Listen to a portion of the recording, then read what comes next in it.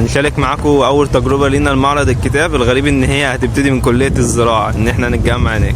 وده ابو صاصه نجم يوتيوب سنه اولى زراعه عين شمس. تمام، ان شاء الله تجربه تبقى جميله جدا جدا.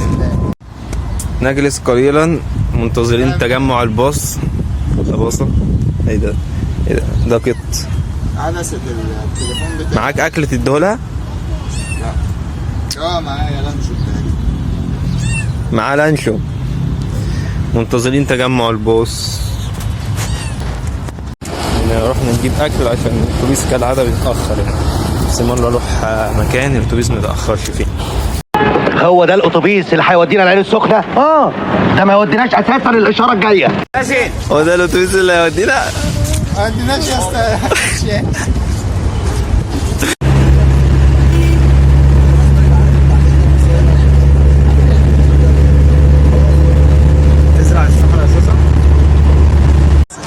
دلوقتي معرض الكتاب عند قاع 4. يا صاصة يا صاصة.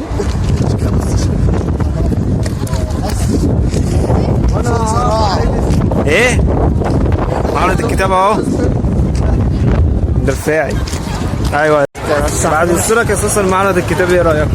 بص بقى هنا بقى. انا مش فل 14. هتشتري كتب يعني ولا جاي تتفسح؟ لا جاي اتفسح.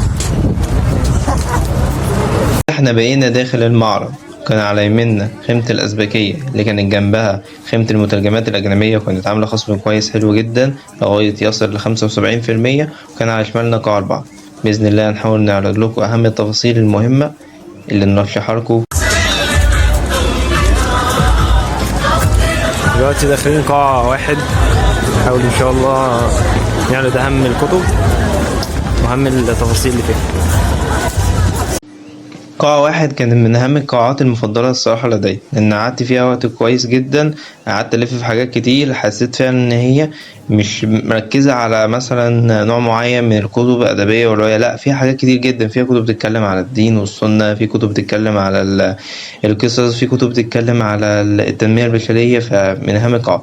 انت كده أول ما بتدخل قاعة 1 بيبقى على قدامك بالظبط اللي هو دار الشعر.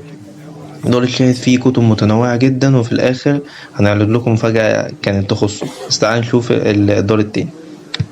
عندك مثلا زي دار نشر الراية، فانت لو بتبحث مثلا عن كتاب زي رسائل من النبي تقدر تلاقيها هناك. في كتب برضو زي الروايات، وفي كتب تحفيز، ففيها برضو حاجات كويسة جدا.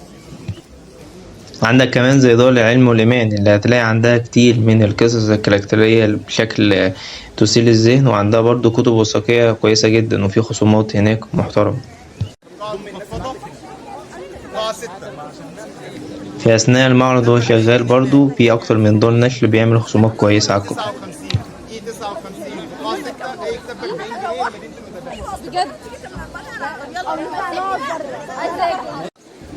لسه مكملين برضو في قاع 1. انت لو بتهتم بالكتب التاريخية واللي ليها علاقة بالتراث فانت عندك دار نشر حواديت في A13 جنيه. A13 بيهتم بالحاجات دي جدا يعني. دولة عربية. المعرض برضو مش كله كتب، فخلك السراب بيبقى فيه دورات ترفيهية لو معاك طفلك يقدر يتبسط. تعالي بسرعة هنا.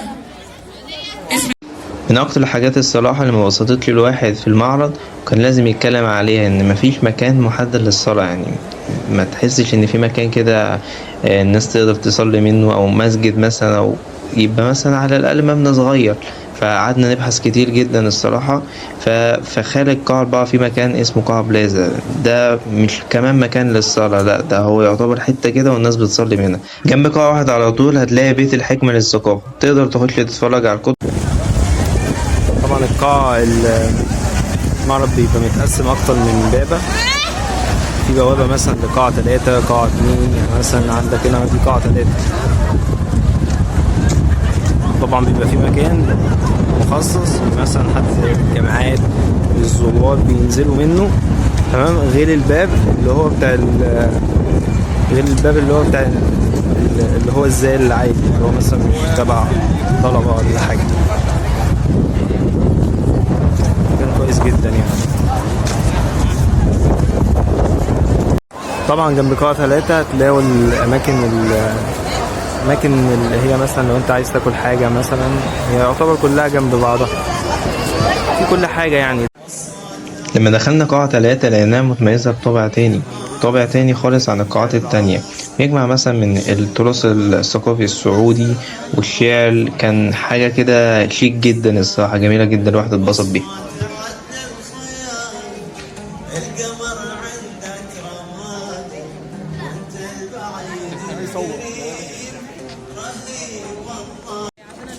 عندك في قاعة 3 برضه هتلاقي مكتبة مصر العامة اللي بقالها 30 سنة كدار نشر. عندها كتب قيمة جدا، وفيها ناس هناك بيقدروا يكتبوا بالخط العربي لو حابب تكتب اسمك ولا حاجة.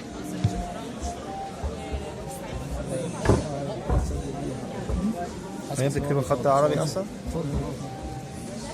يعني طلعت تاخد دول اسطنبول ولا لا؟ اي حد يجي هنا ناس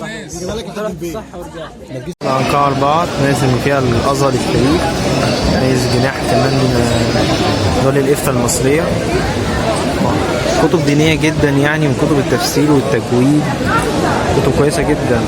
في طبعا كتاب مشهور جدا إن شاء الله نحاول إن احنا نجيبه دلوقتي. قاعة 4 يعني معظم لو أنت عايز مثلا كتب دينية، مثلا عايز كتب بتتكلم عن الفقه، عايز كتب بتتكلم على التاريخ والتراث، تركز قوي قوي تمام في قاعة 4، خصوصا جناحها من أول 55. تعالى كده في لنا نحن زي الكتاب اللي الواحد بقاله كتير قوي بيدور عنه. دخلنا برضو الخيمة الخاصة بالمراجع الأجنبية، كانوا عاملين خصم لغاية 75%، بس الأسعار هناك الصراحة غالية يعني، برغم إن في خصم برضو بس الأسعار هناك غالية. هو الصراحة الواحد منبسطش بيها قوي، أو إن هو ما كانش مركز يعني على الكتب دي، فكمان الدنيا كانت زحمة برضو، فالواحد ما قدرش إن هو يجمع معلومات أكتر عنها. كان قصاد قاعة 4 طبعا الخيمة المشهورة بالكتب الرخيصة جدا اللي هي خيمة الأزبكية. الواحد دخل برضو هناك الكتب بتبقى كتب يعني يعتبر أكتريتها كتب قديمة، في بيبقى إعادة تصنيعها بس أكتريتها بيبقى كتب قديمة. لو أنت بتركز بس على كتب قديمة أو كتب تفسير أو فقه أو حاجات زي كده أو كتب روايات هتلاقيها رخيصة جدا جدا هناك. المفاجأة بقى اللي كانت بالنسبة لي إن كان لسه في كتاب نازل جديد اسمه فيكم رسول الله، كتاب جميل جدا، شرحه بسيط يعني، يعتبر أنا مسكته قريته كده حبيته الصراحة، فاضطريت إن أنا أرجع تاني قاعة واحد عشان أشتريه. ده الكتاب كان للكاتب خليل أمين.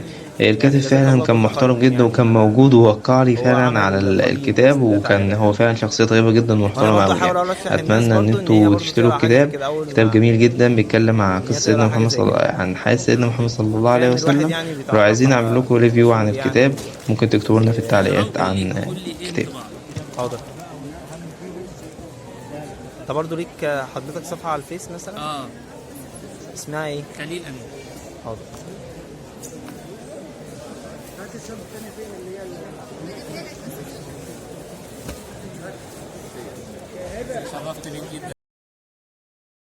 تعبني اخيرا صاصة. طبعا ده صاصة بعد ما زهق واخرنا. والله تعبتني يا اسطى. ادفع اهو ايوه اهو كده يومنا خلص مع معرض الكتاب دورة 56. اخيرا اشترى، والله تعبت. دايما تعمل عادات جديدة يمكن تغير حياتك للأحسن. وده كده كان نهاية اليوم، أتمنى تكونوا اتبسطتوا. أشوفكم في فلوجات جاية جديدة كتير. سلام.